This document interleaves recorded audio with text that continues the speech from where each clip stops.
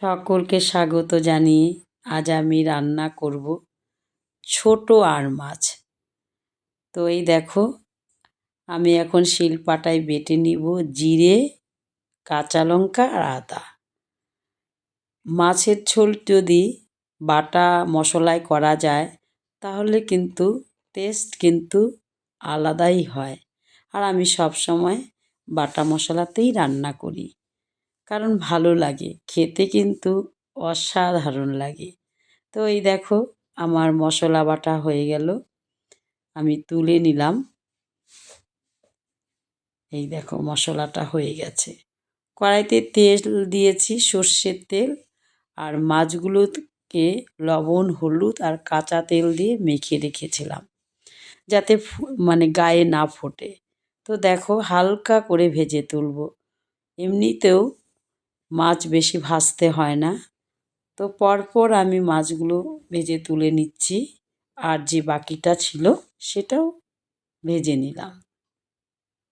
আর এই মাছের ঝোলটা খেতে অসাধারণ লাগে। ওই তেলে তেজপাতা আর জিরে ফোড়ন দিলাম, আর আলু কেটে রেখেছিলাম সেটা ভাজা ভাজা করে নেব লবণ আর হলুদ দিয়ে। এটাও তুলে নিব আমি।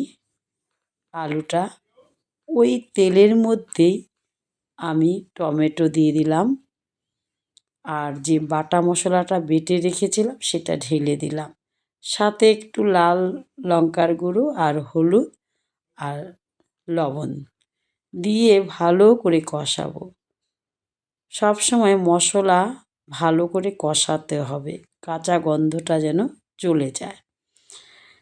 আর এই মাছের ঝোলটা দিয়ে গরম ভাতে বেশ লাগে।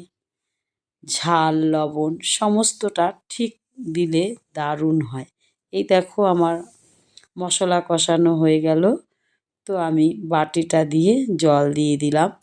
যতটা ঝোলের প্রয়োজন ততটাই দেবে, কারণ এসব মাছে খুব একটা পাতলা ঝোল ভালো লাগে না। অল্প মিডিয়াম ঝোল দিলে খেতে বেশ লাগে। দিয়ে দিলাম আলু, আর এখন দিয়ে দিলাম মাছগুলো। এই দেখো, সব মাছগুলো আমি দিয়ে দিচ্ছি।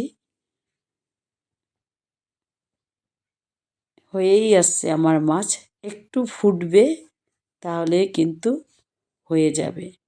এই দেখো, কাঁচা লঙ্কা কয়েকটা দিয়েছি। কাঁচা লঙ্কার যে ফ্লেভার সেটা কিন্তু খুব ভালো লাগে। এই দেখো, একদম রেডি মাছ। এখন লাস্টে আমি দেব গরম মশলা। এখন ঢেলে নিচ্ছি। কেমন হয়েছে বন্ধুরা? আমার এই ভিডিওটা ভালো লাগলে অবশ্যই কমেন্ট করে জানাবে। আর গরম ভাতে খেতে অসাধারণ লাগে, দারুণ, একদম ফাটাফাটি।